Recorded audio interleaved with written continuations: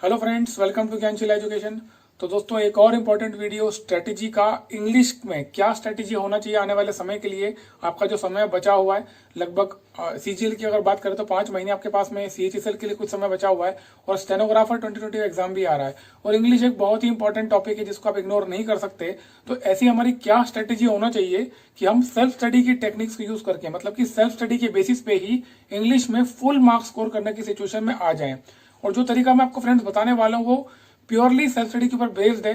आपको कोई सोर्स उठाने की जरूरत नहीं है। जो स्टडी मटेरियल आपके पास में अवेलेबल है उसी के आधार पे आप तैयारी कर सकते हो और फुल मार्क्स स्कोर करने की कंडीशन में आ सकते हो। मैं आपको ये एम्फोसाइज इसलिए कर रहा हूँ कि आप फुल मार्क्स स्कोर करो, बिकॉज इसमें आपकी कमांड होना बहुत जरूरी है।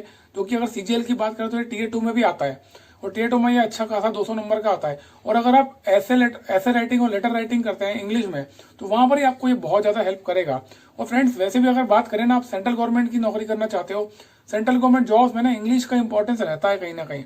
तो आप फ्यूचर में अगर आप नौकरी भी करते हो, जॉब भी करोगे और आपकी इंग्लिश अच्छी है ना, तो इसका इंप्रेशन कहीं ना कहीं आपकी सीनियर्स पे, आपके काम पे पड़ता है और आपको वहां पर भी सक्सेस मिलेगी। ठीक है, तो जो मैं तरीका बताने वाला हूँ ये आपको लॉन्ग टर्म में काफी काम आने वाला है। नो डाउट वो एग्जाम में तो काम आएगा ही, आप एक अच्छा स्कोर तो कर ही सकते हो, लेकिन आपको लॉन्ग टर्म में भी काफी हेल्पफुल होने वाला है। ठीक है, तो एक एक करके हम बात करेंगे। मैंने पूरे सिलेबस को अलग अलग तरीके से ब्रेक करके आपको बताऊंगा, क्योंकि पूरे इंग्लिश में लगभग 13 टॉपिक्स आते हैं। 13 टॉपिक्स की तैयारी आप एक जैसे नहीं कर सकते। आपको सिलेबस को ब्रेक करना पड़ेगा और ब्रेक करके देखना पड़ेगा कि किस टॉपिक की तैयारी आपको कैसे करना है।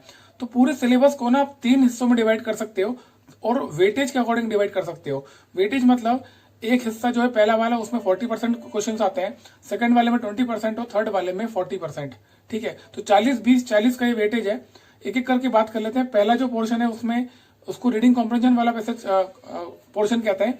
उसमें क्या आता है, रीडिंग कॉम्प्रिहेंशन आता है, क्लोजर टेस्ट और पैराजम्बल्स। ये 3 चीजें पूछी जा रही है और इन तीनों का स्ट्रक्चर ही ऐसा होता है कि यहाँ पर आपकी रीडिंग कॉम्प्रिहेंशन एबिलिटी को चेक किया जाता है।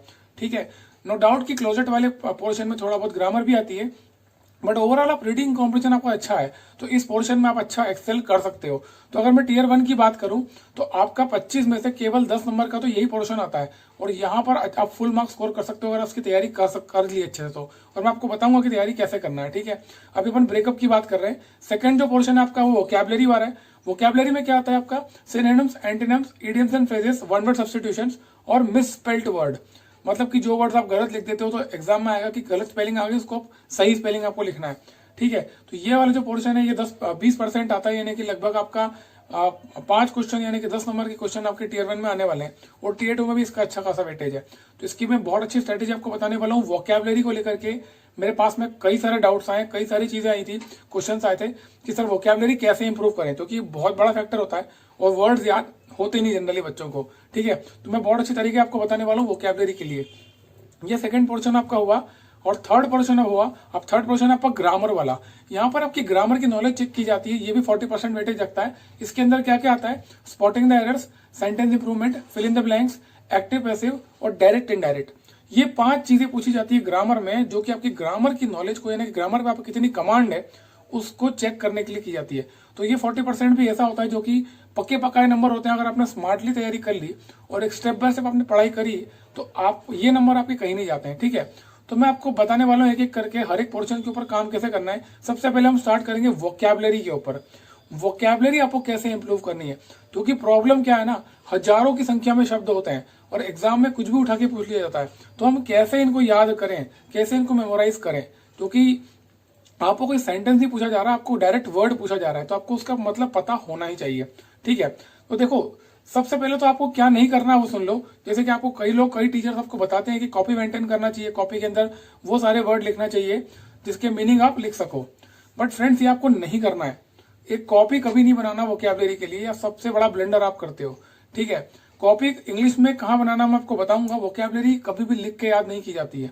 आप क्या करो, जब आप रीडिंग करते हो ना, तो रीडिंग में आपको वोकैबुलरी के कई सारे वर्ड्स ऑटोमेटिकली मिल जाएंगे। जैसे कि हमारे टेलीग्राम चैनल पे आपको कई सारे पैराग्राफ मिलेंगे जो हम देते हैं।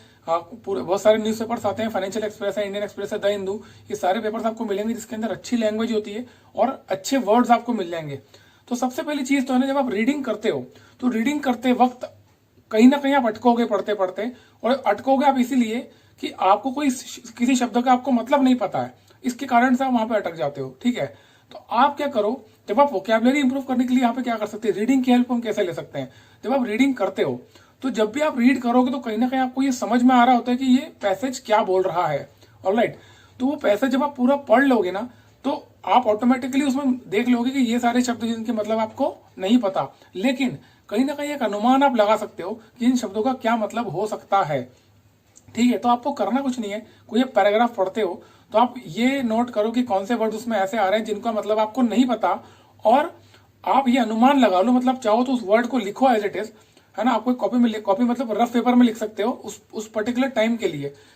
रफ पेपर में लिख लो उस वर्ड को, उस वर्ड का मीनिंग आप सोचो कि आपके हिसाब से इस पैराग्राफ में क्या हो सकता है।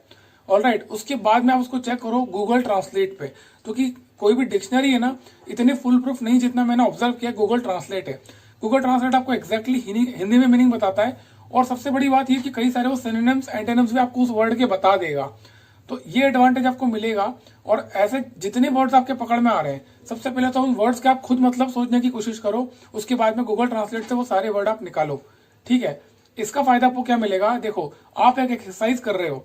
बेसिकली आपने डायरेक्टली उस वर्ड का मीनिंग नहीं देखा, आपने पहले अपने आप को मजबूर किया, आपने कोशिश की उस वर्ड का मतलब जानने की उस पैराग्राफ के कंटेक्स्ट में। तो इससे क्या हुआ ना, आपने एक एक्सरसाइज की, आपने कोशिश किया, अटेम्प्ट किया, और वो अटेम्प्ट सही भी हो सकता है, गलत भी हो सकता है। मान लेते हो अटेम्प्ट सही हो गया तो कोई बात नहीं, आप तो सही थे, है ना। लेकिन मान लीजिए गलत हुआ तो और अच्छी बात है, आपको जब आप उसका सही मतलब देखोगे तो आपको याद रहेगा। तो इस परिस्थिति में ना उस वर्ड का मतलब आप भूल जाओ, इसकी पॉसिबिलिटी बहुत कम है, लंबे समय तक वो वर्ड आपको याद रहेगा। ठीक है, तो एक चीज ध्यान रखना, मैं लिखने का जो कह रहा हूँ उस वर्ड को आप लिखना जरूर, बिकॉज आपको स्पेलिंग भी लिखना आ जाएगी उसकी, कि स्पेलिंग क्या है। और लिखना रफ पेपर पे, उसकी नोट्स बनाने की, कॉपी बनाने की जरूरत नहीं है, क्योंकि इसका रीजन मैं आपको बताता हूँ क्यों नहीं है। देखो क्या होता है ना, कई सारे वर्ड जो होते हैं ना वो एक ही वर्ड को अलग अलग तरीके से यूज किया जा सकता है। जैसे कि कोई एक वर्ड है उसको आप नाउन की तरह भी यूज कर सकते हो, कोई एक वर्ड है उसको आप एडजेक्टिव की तरह यूज कर सकते हो, उसी वर्ड को आप वर्ब की तरह यूज कर सकते हो। तो यहाँ पर क्या होता है ना, जब आप लिस्ट बना रहे हो और लिखने की कोशिश कर रहे हो वर्ड टू वर्ड मीनिंग, तो आप गलती कर सकते हो, गलती करने की संभावना होती है। मैं आपको एग्जाम्पल देके बताता हूँ। जैसे कि एक सेंटेंस दे लेते हैं कि the bus transport system in Delhi is not working at all. ठीक है, इसका मतलब क्या हुआ, the bus transport system in Delhi is not working at all. जो बस ट्रांसपोर्ट सिस्टम दिल्ली का है वो किसी भी कहीं पे भी काम नहीं कर रहा, मतलब वो किसी काम का नहीं है, कहने का मतलब ये है। तो यहाँ पर बात किसकी हो रही है, बस ट्रांसपोर्ट सिस्टम। जो ट्रांसपोर्ट वर्ड है यहाँ पे ये एक नाउन की तरह यूज हो रहा है। नाउन का मतलब क्या होता है, वो चीज जिसके बारे में बात हो रही है ना। नाउन की परिभाषा यही होती है, वो चीज जिसके बारे में बात हो रही है। तो यहाँ पर किसके बारे में बात हो रही है, ट्रांसपोर्ट के बारे में। तो ट्रांसपोर्ट वर्ड यहाँ पर नाउन की तरह यूज किया गया है। ठीक है, अब दूसरा सेंटेंस देखते हैं। सेंटेंस है, we use rented car taxi to transport ourself from Delhi to Mathura. ठीक है, we use rented car taxi to transport ourself from Delhi to Mathura. यहाँ पर वर्ड ट्रांसपोर्ट यूज किया गया है, लेकिन यहाँ पर ट्रांसपोर्ट जो वर्ड है ना वो एक वर्ब की तरह यूज किया गया है। इसका मतलब क्या हो रहा है सेंटेंस का, कि हम रेंट की कार टैक्सी यूज करते हैं अपने आप को ले जाने के लिए दिल्ली से मथुरा। ठीक है ना, तो यहाँ पर जो ट्रांसपोर्ट वर्ड है उसको वर्ब की तरह यूज किया गया है, एक क्रिया हो रही है, आपका ट्रांसपोर्टेशन हो रहा है ना। तो आपने देखा कि एक ही वर्ड को आप दो तरीके से यूज कर सकते हो। तो कभी भी वोकैबुलरी की मीनिंग एज इट इज लिखने का प्रयास मत किया करो, वो आपको बैकफायर कर सकता है। तो ये गलती कभी नहीं करना। आप क्या करो, किसी भी पैराग्राफ को पढ़ रहे हो तो पैराग्राफ को अच्छी तरह पढ़ लिया, उसमें अगर कोई वर्ड आता है तो आप पहले उस वर्ड को साइड में लिखो रफ में, और आप खुद उस पैराग्राफ के कंटेक्स्ट में पहले समझने का प्रयास करो। एक एक्सरसाइज अपने माइंड में करो, अपने ब्रेन को थोड़ा सा कष्ट दो और जानने का प्रयास करो कि इसका मतलब क्या हो सकता है। उसके बाद में गूगल ट्रांसलेट की हेल्प लो और देखो कि आप सही थे या गलत थे। ठीक है, और वो लिख दिया उसको छोड़ दो। जितने आप ज्यादा लिखोगे ना, इस तरीके की जितनी एक्सरसाइज आप करोगे, उतने ज्यादा आप वोकैबुलरी के वर्ड्स चैनलाइज कर पाओगे माइंड में, बिकॉज आपको ये पता चल जाएगा कि उस पर्टिकुलर वर्ड को उस पैराग्राफ में किस कंटेक्स्ट में यूज किया गया। ठीक है ना, तो जब आप ये पूरा कर लोगे, मान लो आपने एक पूरा पैराग्राफ पढ़ा, 200 वर्ड्स का पैसेज पढ़ा, और आपने उसमें से 10 वर्ड निकाल लिए, आपने सब कुछ कर लिया। उसके बाद आप क्या सारे मतलब जान लेने के बाद फिर से उस पैराग्राफ को पढ़ो, तो यहाँ पर क्या होगा ना, आपको ये याद समझ में आ जाएगा कि इस वर्ड का मतलब क्या होता है और किस कंटेक्स्ट में क्या मतलब होता है ना। तो ये चीजें ना लिखने की नहीं होती है, ये चीजें बार बार रिपीट करने की होती है। क्योंकि जनरली बहुत सारे वर्ड ऐसे होते हैं जो जनरल इंग्लिश में बहुत ज़्यादा यूज होते हैं। तो जैसे जैसे वो यूजेज होता जाएगा, जितना ज़्यादा आप पढ़ोगे उतना ज़्यादा आपके माइंड में वो चीज़ें रिकॉल होती चली जाएगी। तो आपको लिखना नहीं है, आपको बार बार रिपीट करना, मतलब जितना ज़्यादा रीडिंग आप करोगे उतना ज़्यादा आपको हेल्प मिलेगी वोकैबुलरी के लिए। और हो सकता है आपको ये भी ऐसा लग रहा हो कि बहुत स्लो प्रोसेस है, लेकिन ये बहुत ही फुल प्रूफ प्रोसेस है। आप जैसे रीडिंग कर रहे हैं और मान लीजिए 50 शब्द भी आप निकाल लें इस प्रकार के एवरी डे, तो ये कम नहीं है। 50 वर्ड्स पर डे और आप डेली बेसिस से पढ़ रहे हैं, तो हर दिन आपके नए 50 वर्ड आपको सीखने को मिलेंगे और कहीं ना कहीं आपको ये याद भी हो जाएंगे। ठीक है, कॉपी नहीं बनाना, इस तरीके से वोकैबुलरी इंप्रूव करना। और जब आप गूगल ट्रांसलेट में, हाँ वो इंपॉर्टेंट है, जब गूगल ट्रांसलेट में देखोगे ना तो उसी वर्ड का हिंदी में मतलब देखना और उसी वर्ड के सिनोनिम सेंटेंस भी देख लेना, क्योंकि वो भी एग्जाम में आते हैं। ऑलराइट, ये हो गया आपका वोकैबुलरी वाला पार्ट। और वैसे ही आपको वन वर्ड सब्स्टिट्यूशन और इडियम फ्रेजेस में भी करना है। उसमें आपको क्या करना है, आपको आपके पास में लिस्ट होना चाहिए, इसको तो आपको मगअप करना ही पड़ेगा। ठीक है, तो जैसे कि आपके पास में कोई एक किताब है, किसी पर्टिकुलर बुक को पकड़ लो, या तो एसपी बख्शी का आप उठा लो या फिर नीतू सिंह की बुक में आपको बहुत सारे idiom phrases one word substitution मिल जाएंगे। तो कोई भी एक सोर्स पहले उठा लो, उसका पीडीएफ रख लो, या तो प्रिंट आउट आप निकाल सकते हो, है ना, या बुक में है तो बुक के पेजेस आप निकाल सकते हो, उसको अपने पास रखो और डेली का टारगेट सेट करो कि आपको पढ़ना है। मतलब कि डेली बेसिस पे 25 idiom phrases, 25 one word substitution आपको पढ़ना ही है। ठीक है, अब पढ़ने का मतलब ये नहीं कि रट्टा लगा रहे हैं आप, कि मतलब सोच के बार बार बोल रहे हैं, ये काम नहीं करना है। पहले पढ़ना है, उसको समझना है और उसको फिर आंख बंद करके रिकॉल करना है अपने माइंड में, क्योंकि ये ज्यादा इंपॉर्टेंट प्रोसेस है आपके लिए करना। ठीक है, आप रिकॉल क्या करो, ना कि रिपीट क्या करो, अपने ब्रेन को काम करने दो। जब आप 25 पढ़ते हो, 25 को फिर हाथ रख करके जो आपको पढ़ना चाहते हो उसको माइंड में रिकॉल करो। ठीक है, तो इस तरीके से ही आपको याद हो पाएंगे, और कोई तरीका इसका नहीं है। लेकिन अगर आप डेली बेसिस पे की प्रैक्टिस करोगे, ज्यादा समय लेगा नहीं, लेकिन प्रैक्टिस आपको काफी हद तक काफी कुछ याद हो जाएगा। ठीक है, तो मैंने आपको बता दिया one word substitution, idiom phrases, vocabulary, antonym synonyms और मिसस्पेल्ड वर्ड भी आपका काम हो जाएगा अगर आप लिख लिख के वो आप मीनिंग पता लगाओगे। ये हो गया आपका वोकैबुलरी वाला 20% वाला पोर्शन। अगर आपने, मेरा विश्वास करो फ्रेंड्स, अगर आपने इस चीज को अप्लाई किया, मतलब कि आने वाले समय में अगर आप करते रहे ना डेली बेसिस पे, तो ये आपको खुद को आपको इंप्रूवमेंट पता चलेगा। और एक चीज ध्यान रखना कि ये आपको खुद ही को करना पड़ेगा, ये आपको कोई करके देने वाला नहीं है, कोई कितना भी पढ़ा ले, याद आपको करना है, एग्जाम में आपको बैठना है, तो ये प्रैक्टिस भी आपको ही करना पड़ेगी। ठीक है, तो ये हो गया आपकी वोकैबुलरी वाला पार्ट। अब नेक्स्ट पार्ट आपका कॉम्प्रहेंशन एबिलिटी कर लेते हैं। कॉम्प्रहेंशन एबिलिटी वाला पार्ट, जिसमें कि आपके 3 चीजें आती है, एक तो रीडिंग कॉम्प्रहेंशन, पैसेज आएगा, उसके बाद क्लोजर टेस्ट और पैराजम्बल्स वाले क्वेश्चंस। ठीक है, अब सबसे पहले चीज है ना, कॉम्प्रहेंशन एबिलिटी बहुत ही इंपॉर्टेंट पार्ट है आपके लिए। केवल टीयर 1 की बात नहीं है, टीयर 2 भी और डिस्क्रिप्टिव भी। और इसके अलावा अगर मैं बात करूं तो आप कई सारे क्वेश्चन देखोगे आपकी क्वांट में, यानी कि पार्टनरशिप के क्वेश्चंस आते हैं, टाइम एंड वर्क के क्वेश्चंस आते हैं, प्रॉफिट एंड लॉस के, और हाइट्स एंड डिस्टेंस, ऐसे कई सारे टॉपिक्स हैं जिसमें कि लेंदी क्वेश्चंस आते हैं। ठीक है, 4-4, 5-5 लाइन के क्वेश्चंस आते हैं। तो फ्रेंड्स, अगर आपकी रीडिंग कॉम्प्रहेंशन एबिलिटी अच्छी है तो आपको ये हर जगह बेनिफिट करने वाला है, और ये लॉन्ग टर्म में भी आपको बेनिफिट करेगा। अगर आपने कॉम्प्रहेंशन एबिलिटी इंप्रूव कर ली तो ये आप लाइफ टाइम में जब अच्छे ऑफिसर बन जाओगे, आप आगे काम करोगे और कई सारी गवर्नमेंट की फाइल्स आपके पास में आएगी, तो आप बहुत ही जल्दी से पढ़ करके समझ जाओगे किसी चीज को। तो ये लॉन्ग टर्म में आपको हेल्प करता है। लेकिन सबसे पहले आपको समझना पड़ेगा कि ये चीज क्या है। रीडिंग कॉम्प्रहेंशन एबिलिटी मतलब क्या, कॉम्प्रहेंशन मतलब क्या होता है, इसका लिटरल मीनिंग है द एबिलिटी टू अंडरस्टैंड, है ना, किसी भी चीज को पढ़ करके समझने की क्षमता। तो इस क्षमता को चेक किया जाता है आपको 3 सेक्शन में, मैंने आपको ये सब बताया। रीडिंग कॉम्प्रहेंशन पैसेज आएगा, पैराजम्बल्स वाले क्वेश्चन, तो क्लोजर टेस्ट। तो इसका क्या तरीका है, मैं आपको डेली बेसिस पे द हिंदू देता हूँ टेलीग्राम चैनल पे, वहां पर आप जाके पैसेजेस देखिए और उनको रीड कीजिए, जितने ज्यादा रीड आप कर सकते हो। इसका और कोई तरीका नहीं है, आप जितने पैसेज पढ़ोगे उतना ज्यादा आपके लिए अच्छा है। अब पढ़ते समय आपको ध्यान का रखना है उसका, वो देखिए जब आप पैसेज पढ़ोगे तो देखिए कोई भी पैसेज है ना, आपको बहुत सारी चीजें दे रहा होता है। एक चीज तो वो आपको ये बता रहा होता है कि किस बारे में वो बात हो रही है ना, उसका कंटेक्स्ट क्या है, क्या वो इकोनॉमी के बारे में, क्या वो हिस्ट्री के बारे में, क्या वो ज्योग्राफी के बारे में, क्या वो करंट इवेंट है, किस इश्यू के ऊपर बात हो रही है। तो आपको ये पढ़ के सबसे पहले समझ में आ जाना चाहिए कि आपने किस कंटेक्स्ट में बात हो रही है, मतलब कि थीम क्या है उसकी। दूसरी चीज ये कि उसके अंदर बहुत सारे फैक्ट्स एंड फिगर्स होते हैं। जैसे कि जब आप पैसेज पढ़ोगे तो उसके अंदर कुछ इंपॉर्टेंट पॉइंट्स हैं, जो की पॉइंट्स हैं, जो आपको पढ़ते पढ़ते समझ में आएंगे। तो जब आप पढ़ते हो ना, तो ये चीज आपको फिगर आउट करना आना चाहिए पढ़ते हुए। तो इस चीज का आप ध्यान रखना। इसका तरीका मैं आपको बताता हूँ। आप क्या करेंगे, मतलब आप द हिंदू में आप देख सकते हैं, जब एडिटोरियल वाला पेज होता है उसमें 2 बड़े बड़े पैसेज होते हैं, या ये इनको आप उठाइए। इसके अलावा कई सारे पैसेज आपको मिलेंगे 200-200 वर्ड्स के, उनको आप उठाइए और पूरा पैसेज डेली पढ़िए। पढ़ने के बाद में आपने उस पैसेज से क्या समझा उसको आप अपनी हैंडराइटिंग में, अपनी थॉट्स में लिखिए, मतलब कि अपनी भाषा में लिखिए। इससे क्या होगा ना, आपकी समझने की क्षमता विकसित होगी। कि कोई भी चीज आप पढ़ते हो और पढ़ करके समझा या नहीं समझा ये पता कैसे चलेगा जब तक कि आप उसको एक्सप्रेस नहीं करोगे। तो आपने समझ लिया, पढ़ लिया एक बार और समझ लिया, तो आपने क्या समझा है उसको आपको लिखना भी जरूरी है।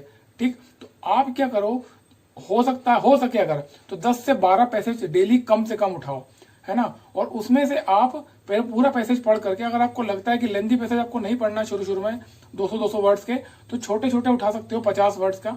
अगर आपके पास पैसेज नहीं है तो जो न्यूज़पेपर होता है, न्यूज़पेपर के एक पैराग्राफ को आप एक पैसेज बना सकते हो, है ना। न्यूज़पेपर में कुछ आर्टिकल लिखा होता है तो एक शुरू होता है और फिर खत्म होता है, एक पैराग्राफ फिर चेंज होता है, तो उस पैराग्राफ को भी एक पैसेज आप मान के कर सकते हो। तरीका कोई भी आप हो, लेकिन आपको काम वही करना है। पैसेज को पढ़ा और पढ़ करके आपने क्या समझा उसको अपनी लैंग्वेज में लिखो, यहां से आपकी कॉम्प्रहेंशन एबिलिटी डेवलप होती है। तो ये जब आपके पैसेजेस आएंगे एग्जाम में तो आपको पढ़ के समझने में प्रॉब्लम नहीं आएगी और कई सारे क्वेश्चंस आप बहुत ही आसानी से सॉल्व कर पाओगे। बिकॉज अल्टीमेटली जो क्वेश्चन आएंगे ना कॉम्प्रहेंसिव पैसेज के, एक पैसेज के 5 सवाल आएंगे, पर वो 5 सवाल ऐसे कि अगर आपने पैसेज ठीक से नहीं पढ़ा तो हो सकता है 5 के 5 ही आप गलत कर दो, और पैसेज को आप ढंग से समझ लिया तो वो पक्के हुए 5 क्वेश्चन थे फ्रेंड्स, मतलब कि 10 नंबर आपके एग्जाम में। तो ये कोई छोटी बात नहीं है, ठीक है। इसके बाद इसी सेक्शन में आपका पैराजंबल वाले क्वेश्चंस होते हैं। अगर आपकी कॉम्प्रहेंशन एबिलिटी अच्छी है तो आप बहुत ही जल्दी से पढ़ करके समझ सकते हो कि किसी भी सेंटेंस को रीअरेंज कैसे करना है, मतलब कि कौन सा सेंटेंस कहां पर आएगा। तो पैराजंबल में भी आपको काफी हद तक ये हेल्प करेगा। और बचा क्लोजर टेस्ट, तो क्लोजर टेस्ट में भी आपको वैसे ही करना होता है। क्लोजर टेस्ट बेसिकली क्या होता है, पूरा पैराग्राफ ही होता है जिसमें बहुत सारे फिल इन द ब्लैंक्स होते हैं, है ना। तो आपको क्या करना है, जब फिल इन द ब्लैंक्स आप देखोगे तो आपको पूरा पैसेज एक बार पढ़ना ही पड़ेगा, और पढ़ के आपको समझ में आएगा कि पैसेज किस बारे में, उसके बाद आप फिल इन द ब्लैंक्स भर सकते हो। ऑलराइट, तो आपको ये समझना बहुत जरूरी है कि आपकी कॉम्प्रहेंशन एबिलिटी बहुत ज्यादा इंप्रूव करना है और बहुत स्ट्रांग होना चाहिए। जितनी जल्दी आप कोई चीज पढ़ के समझ पा रहे हो उतना अच्छा आपके लिए, ठीक है। क्योंकि पढ़ के समझ में नहीं आ रहा तो एग्जाम में बहुत नुकसान उठाना पड़ सकता है, ठीक है। तो आपको यार कॉम्प्रहेंशन पे काम करना ही पड़ेगा। डेली बेसिस पर 10 से 12 पैसेजेस खुद सिलेक्ट करो और उसको कंप्लीट करो, डेली लिखो और अपनी हैंडराइटिंग में लिखो आपने क्या समझा है। इससे आपकी क्षमता बढ़ेगी, आपकी वोकैबुलरी तो ऑलमोस्ट बढ़ने ही वाली है ऑब्वियसली, क्योंकि मैं आपको बता ही चुका हूँ, लेकिन कॉम्प्रहेंशन एबिलिटी इंप्रूव करना बहुत जरूरी है, ठीक है। तो ये आपका हो गया रीडिंग कॉम्प्रहेंशन एबिलिटी वाला पार्ट, जिसमें कि 3 सेक्शन होते हैं और ये भी 40 नंबर का आता है, उसको आप इग्नोर नहीं कर सकते, ठीक है। अब बात करते हैं लास्ट वाला पोर्शन जो कि आपका ग्रामर वाला पोर्शन है। इसमें आप ध्यान से सुनना, मैं क्या आपको क्या बताना चाहता हूँ। ग्रामर वाले पोर्शन में 5 चीजें आ रही है, sentence improvement, spotting the errors, active passive, direct indirect और फिल इन द ब्लैंक्स। यहाँ पर हर एक सेक्शन में आपकी ग्रामर की नॉलेज चेक की जा रही है। तो क्या करें, पूरी ग्रामर अगर आप पढ़ने आप बैठ जाओगे तो ये तो बहुत ज्यादा नुकसान आप अपना कर लोगे, क्योंकि टाइम इतना है नहीं। हमारा पर्पस क्या है, कम समय में ज्यादा पढ़ाई करना, मतलब कम समय में आउटपुट निकालना, ठीक है। तो अभी हम क्या कर सकते हैं, अभी कम समय में हम क्या करें। तो मेरी आपको एडवाइस है और मैं हमेशा सजेस्ट करता हूँ एंड मोमेंट में, मतलब कि आखिरी 4-5 महीने में कभी भी थ्योरी वाला पार्ट नहीं पढ़ना है, ठीक है। जब भी आप थ्योरी वाला पार्ट, मान लीजिए आपने पढ़ा नाउन के बारे में या टेंसेस पढ़ लिया, प्रेपोजिशंस पढ़ा, जब भी आप इन चीजों को पढ़ोगे तो क्या करोगे, उनसे रिलेटेड क्वेश्चंस को देखना ही पड़ेगा, ताकि आपको कोई चीज कॉन्सेप्ट क्लियर हो। कॉन्सेप्ट को क्लियर करने के लिए बिना क्वेश्चन सॉल्व किए आप नहीं कर सकते। तो आप क्या करो, आप डायरेक्ट क्वेश्चन सॉल्व करो। आप टारगेट सेट करो डेली बेसिस पे 50 क्वेश्चंस, है ना, चाहे वो एक्टिव पैसिव के हो, चाहे डायरेक्ट इनडायरेक्ट के हो, sentence improvement, spotting the errors, जिसका मन करे। लेकिन 50 क्वेश्चंस पर डे, ऐसे क्वेश्चन जहां पर ग्रामर आपकी पूछी जा रही है, तो क्वेश्चंस को पढ़ो, पूरा एक सेट सॉल्व कर लो 50 क्वेश्चंस का, और फिर उसके आंसर्स को देख लो कि आपने क्या गलती की और कैसे सॉल्व किया। उसके बाद एक बार जब आपने देख लिया है तो फिर से एक नजर मार लो जो आपने पढ़ा था, ठीक है। ये 50 क्वेश्चन आपने आज कर लिए। अब क्या करो, अगले दिन जब आप स्टार्ट करोगे नए वाले 50 क्वेश्चन, तो आज वाले 50 क्वेश्चन को भी रिवाइज कर लो, वो रिवीजन कर लो, ताकि आपको ये याद रह जाए किस क्वेश्चन में क्या रूल अप्लाई हुआ था। बिकॉज रूल्स ऐसा है ना, ये कि बिल्कुल ऐसा नहीं कि बहुत छोटे से बहुत कम रूल्स हैं या बहुत सीमित है, काफी ज्यादा चीजें हैं, तो वो याद रहना इतना आसान नहीं है। और अगर आप थ्योरी पढ़ने बैठोगे तो बहुत ही मुश्किल हो जाएगा। उसका बेस्ट तरीका यही है कि क्वेश्चन सॉल्व करो। एग्जाम में भी इसे आपको क्वेश्चन ही सॉल्व करना है, और क्वेश्चंस के माध्यम से ही आपसे आपकी ग्रामर की नॉलेज चेक की जा रही है। तो आपके लिए सबसे बढ़िया तरीका वही है कि जितने ज्यादा सवाल आप एग्जाम के पहले सॉल्व कर सको उतना अच्छा है। तो मैं यही कहूंगा कि डेली 50 क्वेश्चन सॉल्व करो, आज 50 करे, फिर कल क्या करोगे, आज वाले कल पहले रिवीजन कर लो, फिर अब नए 50 करो, ठीक है।